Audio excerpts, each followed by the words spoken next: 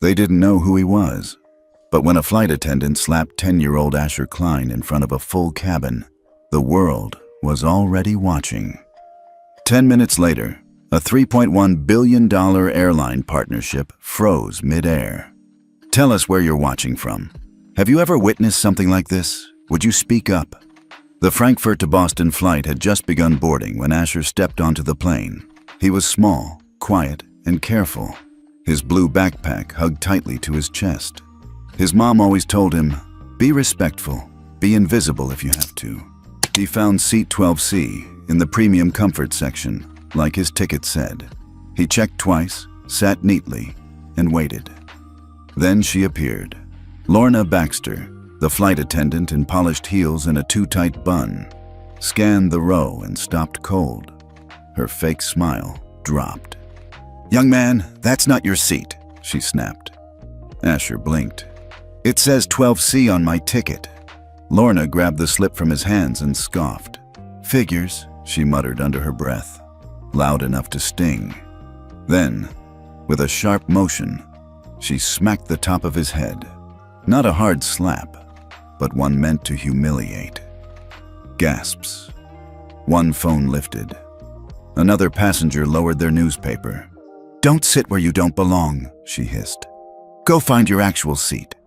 Asher's cheeks flushed red. He didn't cry. He didn't fight. He just stood up and whispered, "Sorry, ma'am." He moved down the aisle, head down, heart pounding. A woman filming near the galley muttered, "Did she just hit that kid?" No one stopped it. No one helped him. What none of them knew was that Asher Klein wasn't just another boy. He was the public face of one of the world's largest child advocacy campaigns. And the moment that slap landed, the gears of a global system began to turn. The airline had 10 minutes of peace left. Then everything would break. Asher found his new seat in row 22, right by the wing. His hands were shaking a little, but he kept his head down, eyes focused on the laminated safety card he wasn't actually reading. A passenger beside him, a middle-aged man in a blazer, glanced over and gave him a nod. Nothing more. No one said a word about what just happened. Up front, the flight attendants resumed their tasks like nothing had happened. Lorna Baxter smiled again, loudly offered sparkling water to a couple in business class, as if the slap never happened, as if the quiet boy she struck was forgettable. But he wasn't. Near the galley, seat 14B. A woman in her late 60s, gray hair, wire-rimmed glasses, slowly replayed the video she had just captured on her phone. Her name was Evelyn Stein, a retired teacher from Boston. She had seen a lot in her time, but never that. She didn't know who the boy was, but the moment he whispered, "Sorry, ma'am," and quietly walked away after being humiliated, something shifted in her chest. She didn't hit send just yet. Instead, she typed a message to her daughter. "Tell your newsroom to check this out. Something's not right about this flight." Back in 22C, Asher pulled out a small book, A Wrinkle in Time, but didn't open it. The words would be too blurry to see anyway. Across the aisle, a young couple whispered. "He didn't even flinch," the man said. "That was a grown woman," the woman replied. "Who does that to a kid?" No one dared to raise their voice. Not yet. But somewhere, in a quiet newsroom in Boston, a producer's phone pinged. The clip was shaky, grainy, but clear enough. A uniformed flight attendant striking a child. The audio, unmistakable. Flight 1765 was now under an invisible spotlight, and Asher Klein, still silent in the middle of coach, had no idea that people around the world were about to learn his name, not because he shouted, but because he didn't. The plane touched down at Boston Logan just past 6 p.m. Asher waited until most of the cabin emptied before stepping into the aisle. His backpack felt heavier than before, though he hadn't added a thing to it. At the gate, a woman in a navy blazer held a sign that read, "Klein." She was tall, early 30s, with a clipboard in one hand and a Bluetooth earpiece in the other. Her name was Rachel Mendez, a UNICEF liaison for the U.S. Northeast region. She smiled when she spotted him. But the moment her eyes met the faint red mark near his temple, that smile vanished. "Asher?" she asked softly. He nodded. "Did someone?" He shook his head. Rachel didn't push. Instead, she crouched to his level, checking his face carefully. Then, standing, she pulled out her phone and took a single photo, just his profile. Nothing invasive, just enough to document. "Come on," she said gently. "Let's get you home."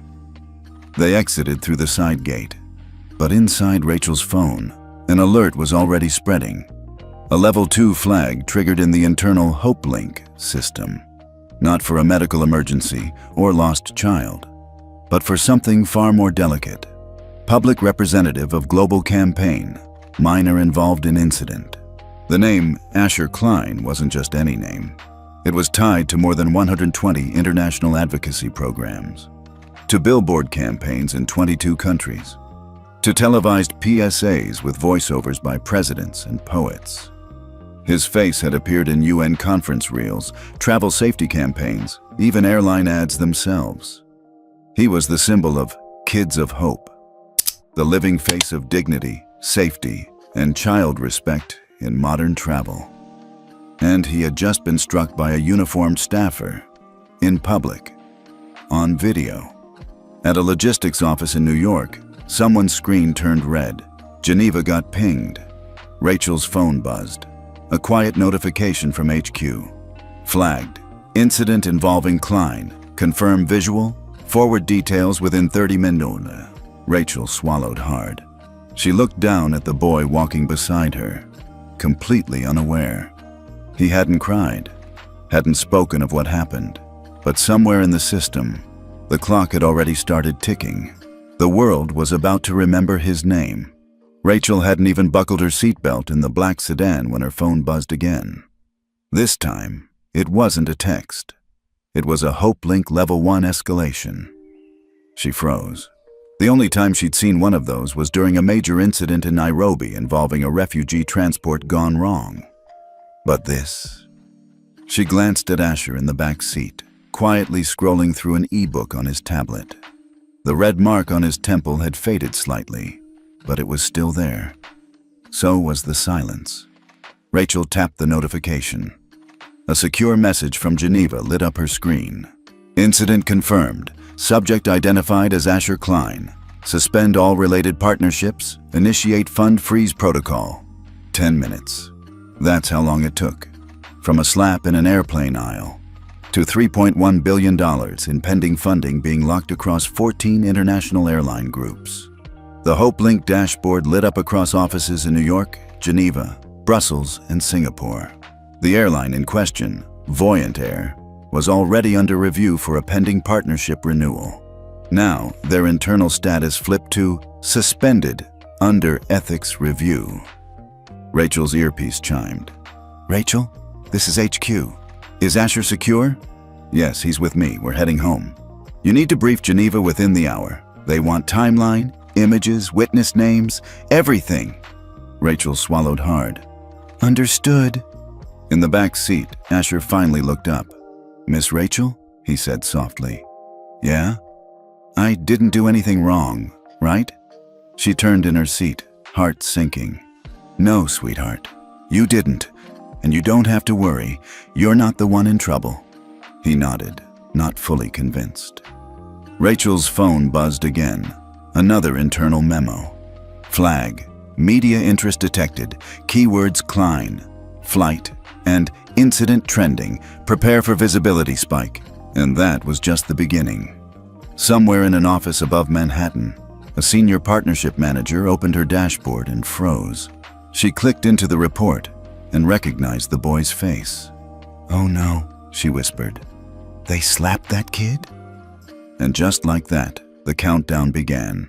Not just for one flight attendant, but for an entire airline. At 7:14 p.m. Eastern, the video went live. Evelyn Stein, the retired teacher who had filmed the incident from seat 14B, didn't post it on her own page. She sent it to her daughter, Naomi Stein, a digital producer for the Boston Post. Naomi wasn't sure what to expect. until she watched it. The clip was short, only 46 seconds. But the moment Lorna Baxter's hand struck the boy's head, Naomi felt her jaw clench. She didn't even hear the slap. She heard the silence that followed. The boy, small, polite, obviously scared, had whispered, "Sorry, ma'am," and then disappeared down the aisle, alone. Naomi didn't know who he was. Not yet. But she did what her gut told her. She posted the video to the Post's official Twitter account, captioned simply, "Flight attendant strikes child on Voyant Air Flight 1765. His response? Heartbreaking." Within minutes, it had 10,000 views. By the 15-minute mark, it had reached 100,000. People started commenting fast. "Why isn't anyone doing anything? That child didn't even fight back. This is disgusting." Name the airline, name the crew, and then someone recognized him. A user named @GlobalHopeVolunteer commented, "Wait, that's Asher Klein, the kid from the Kids of Hope campaign. I met him at the UNICEF summit last year." That's when the floodgates opened. Journalists, educators, NGO reps, parents, even airline insiders began tagging accounts and asking questions. And someone reposted the campaign launch video from 2 years ago. Asher Klein standing next to world leaders, holding a sign that read, "Dignity isn't optional." The contrast was brutal. The boy who symbolized kindness and protection in the skies had just been slapped by a uniformed flight attendant. Naomi leaned back from her desk, staring at the screen as the view count ticked into 6 figures. She whispered, "Oh God, they hit that kid." By the next morning, the clip had passed 3 million views. It was on every major platform: Twitter, Facebook, YouTube. The hashtags, #WhoIsAsher, #HopeWasSlapped, and "Dignity First" were trending across the US, UK, and parts of Europe. And Voyant Air was officially in crisis mode. The airline's social media pages were flooded with comments. Parents were furious. Advocacy groups were issuing statements. News anchors were asking, "Who is Asher Klein?" So the CEO responded. At 9:42 a.m., Voyant Air released a formal statement attributed to CEO Derek O.I. Caldwell. "We regret any misunderstanding that may have occurred on Flight 1765. The crew's actions will be reviewed internally. Voyant Air values all passengers, especially our younger flyers." 3 sentences, all corporate. No mention of the slap, no apology to Asher, no accountability. The backlash was immediate. "This isn't a misunderstanding, it's assault. Review internally? We all saw the video. You value kids? You hit the face of a global children's campaign." But what really detonated the firestorm was a photo. A journalist unearthed an image from 2 years prior. A smiling Derek Caldwell, personally handing Asher a plaque during the launch of the Kids of Hope Airline initiative. The caption read, "CEO Caldwell honors 8-year-old Asher Klein, Hope Ambassador for Global Air Safety Campaign." The internet exploded. You knew who he was. You smiled for the photo, then let your staff strike him. This wasn't a mistake, this was betrayal. The clip was reshared again, this time with a split screen. On one side, Asher smiling in a UNICEF campaign. On the other, him being struck and whispered, "Sorry, ma'am." The contrast broke hearts. By noon, Voyant Air's stock dropped 6%. Media outlets were calling it the Hope Slap scandal. But Asher? He still hadn't said a word. He didn't need to. The truth was louder than anything he could have said. By day 3, Lorna Baxter's name was everywhere. TikTok, Reddit, local news, late-night monologues. Some called her the slapping stewardess. Others were less kind. Voyant Air had no choice. Their press inbox had over 9,000 messages. Sponsors were quietly backing out of campaigns. Travel agencies started flagging the airline with discretion warnings. So, at exactly 10:07 a.m., the airline issued an internal memo. Lorna Baxter was officially terminated, effective immediately. The statement called her behavior inconsistent with our values. But again, no public apology to Asher. Lorna wasn't the only one who got called in. The head of cabin operations at Voyant resigned quietly. HR staff who mishandled past complaints were placed on administrative review. And then the dominoes really started falling. A whistleblower inside Voyant's HR team leaked that Lorna had 2 prior complaints, both involving excessive force toward minor passengers. Neither had been investigated. Now, media outlets had a bigger question. Was this a pattern or a system? Within 48 hours, the Civil Aviation Ethics Board launched a formal review. They announced they would re-examine child safety protocols across all Voyant flights. Staff conduct training over the past 5 years, and, most damning, treatment of minor passengers during upgrades or reassignments. Meanwhile, 3 other flight attendants who had worked with Lorna were suspended pending investigation. But it didn't stop with Voyant. Other airlines who had partnered with the Kids of Hope campaign began quietly pulling staff files, bracing for scrutiny. Several fast-tracked internal audits. Behind closed doors, executives weren't asking if heads would roll. They were asking whose, and all of it. Every ripple, every resignation, every urgent meeting started with a boy who never raised his voice. Asher hadn't spoken to the press, hadn't posted, hadn't even flinched. But somehow, without saying a word, he had the whole industry listening. 5 days after the video went viral, a podium was set up inside the Geneva headquarters of the Kids of Hope Global Initiative. Dozens of journalists waited. Cameras clicked. The blue and white backdrop behind the speaker read, "Dignity in every cabin, safety for every child." At precisely 9 o'clock a.m., Dr. Elaine Moreau, Director of Global Strategy for Kids of Hope, stepped up to the microphone. She didn't waste time. As of this morning, we are suspending all airline partnerships that do not meet our revised passenger dignity standards. We are introducing the Asher Protocol, a mandatory ethics framework to protect children in air travel. The room fell silent. This protocol, she continued, was inspired by one quiet boy who endured what no child should. His name is Asher Klein, and because of him, this industry will never be the same. The Asher Protocol included mandatory in-cabin camera systems to monitor staff conduct, real-time passenger dignity ratings tracked by an independent ethics board, permanent blacklisting of any airline or staff member found to violate child protection standards, and a new global database, Children's Passenger Rights Registry, accessible to guardians worldwide. Moreau didn't mention Voyant Air by name. She didn't have to. Everyone knew. Within hours, 6 airlines confirmed compliance. 3 others requested audits. Voyant remained silent. But behind the scenes, they were hemorrhaging contracts. Travel platforms began tagging them as under ethics watch. A U.S. senator introduced legislation requiring American-based airlines to adopt versions of the Asher Protocol or face FAA penalties. In Geneva, after the announcement, a private message was sent to Asher's family. "Your son reminded us that dignity doesn't need a voice to demand attention. We're listening now." Meanwhile, Asher remained at home in Brookline, unaware that his name had become global policy. He wasn't on social media. He wasn't watching the news. He was outside, shooting hoops in the driveway. But halfway around the world, grown men in suits were scrambling. Because of him. The ballroom at the Geneva Children's Forum was standing room only. News crews from 5 continents packed every corner. Everyone knew the event was about the global rollout of the Asher Protocol, but no one expected the woman at the microphone.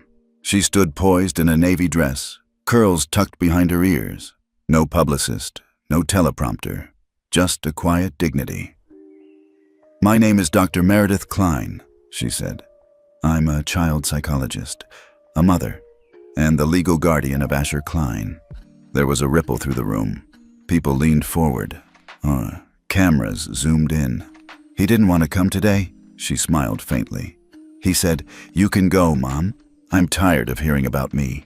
And you know what? I get it." A few chuckles, a release of tension. Meredith's tone shifted, steadier. When I first adopted Asher, I told him something I truly believed. The world isn't always kind, but we can be. I taught him to be respectful, to stay calm, to choose peace. She paused, looked straight ahead. But that doesn't mean we stay silent. She let that land before continuing. What happened on Flight 1765 wasn't just a slap. It was a reminder that children, especially quiet, respectful ones, are often treated as less than, disposable, unimportant, even when they represent everything we claim to stand for. The audience sat in pin-drop silence. Asher didn't raise his voice. He didn't retaliate. And that silence did more than any scream could have. It held up a mirror to all of us. A long breath. You want to know the truth? As a mother, I was furious, but I was also proud, because my son reminded the world that dignity doesn't require volume, it just requires that we notice. She held up a folded piece of paper. This is the official notice that the Klein Family Trust will permanently cut ties with any airline that refuses to adopt the Asher Protocol. Our funding matters, but so does our integrity. Reporters' fingers flew across keyboards. We're not doing this out of anger, Meredith finished.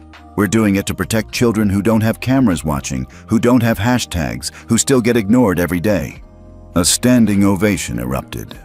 Backstage, Dr. Elaine Moreau whispered, "She just closed the deal for 20 countries." And in a small apartment back in Brookline, Asher sat at the kitchen table, eating cereal and reading A Wrinkle in Time again.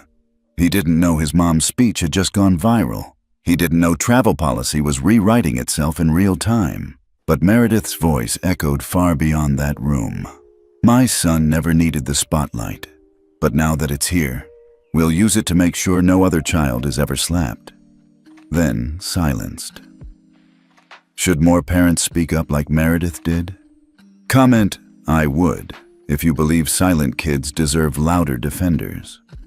3 days after Dr. Meredith Klein's speech, an unexpected video quietly appeared on YouTube. No logos, no press team, just a man in uniform sitting at a kitchen table, his flight cap resting beside a mug of untouched coffee. My name is Captain Robert Lennox, he began, his voice calm but tired. I was the pilot on Flight 1765.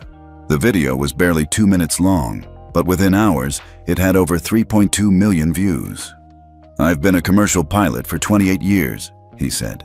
I've flown diplomats, refugees, grieving families, honeymooners, but nothing prepared me for the moment I saw a child flinch after being slapped by a member of my crew. He looked down for a moment, then back up. I didn't react fast enough.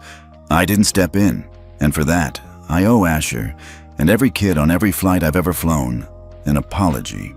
He paused. When I walked to the back cabin and saw him sitting alone, shoulders hunched, eyes red, I felt something I hadn't in a long time. Shame. I asked him, "Are you all right, son?" And he just nodded and said, "I think I made her mad." A heavy silence in the video. No child should ever believe they're responsible for being hit. Captain Lennox continued, more resolute now. After that flight, I filed an internal report and urged management to suspend the attendant. I was told, quote, "We'll handle it." They didn't. He slid a document into frame, a printed copy of his resignation letter. I won't be flying for Voyant Air again, but I will be joining the advisory board for the Asher Protocol, starting next month. He took a breath, then ended with, "I can't change what happened at 30,000 feet, but I can help change what happens next." The comment section flooded. Real accountability, rare and needed. Finally, someone from inside the system steps up. You just did what your airline refused to do. Tell the truth. But it didn't stop there. 2 more pilots from Voyant issued statements supporting Lennox. One union rep called for a review of ethical co-pilot intervention training. Even a former FAA commissioner reposted the clip, captioning, "This is leadership. This is what courage at altitude looks like." Asher never saw the video that day. He was building a Lego set with his best friend, laughing about a spaceship with a crooked wing. But somewhere in the sky, rules were shifting, and the pilots flying those skies were finally saying, "Not on our watch." Inside a high-rise boardroom in Washington, D.C., the mood was tense. This wasn't a press event. No cameras, just 12 members of the Federal Aviation Oversight Council seated around a polished mahogany table. At the head sat Chairwoman Darlene Vickers, a woman known for her sharp suits and sharper questions. "Let's get one thing straight," she began. "This isn't about punishing one airline. This is about exposing the blind spots in all of them." In front of each council member was a binder labeled Case Klein via Voyant Air, thick with transcripts, flight logs, and over 40 testimonies, not just from Flight 1765, but from similar incidents across the past 3 years.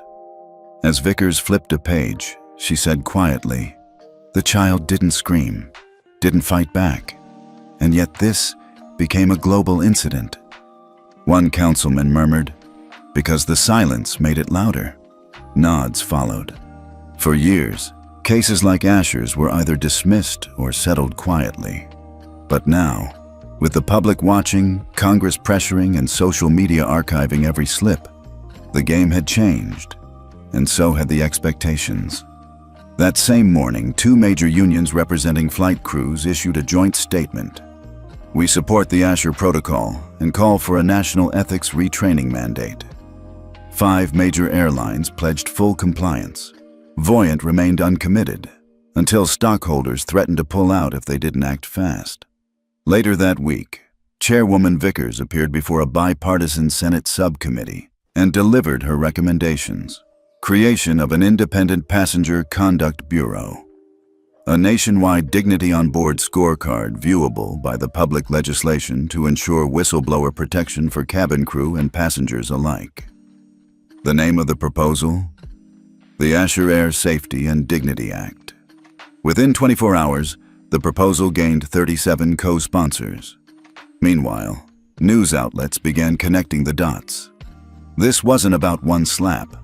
This was about a system that had allowed power to go unchecked in the air. Former attendants came forward. Parents shared stories. Civil rights groups filed amicus briefs. And then came the story that shook the industry to its core. An anonymous HR executive at Voyant leaked an internal risk memo, drafted 6 months before the Asher incident, that warned increased reliance on unverified contractors in child safety zones may expose the company to ethics-based litigation. They knew. They didn't act. The public backlash was instant. Online forums exploded.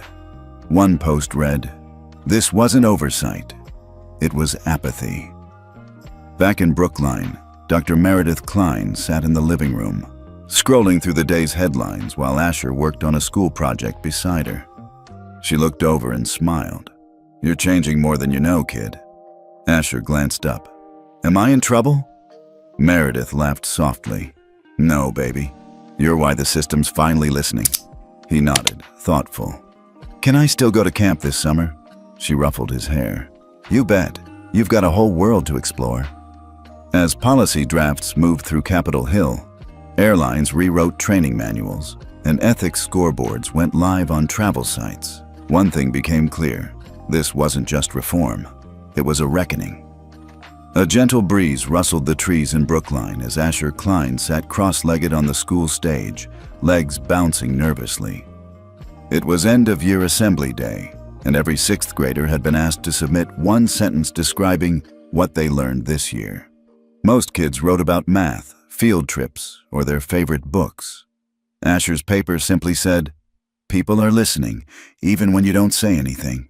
His teacher had to double-check it wasn't a quote. Across the gymnasium, Dr. Meredith Klein stood in the back row with her arms folded, watching quietly as the principal called Asher's name. He stood, awkward and a little shy, and walked to the podium.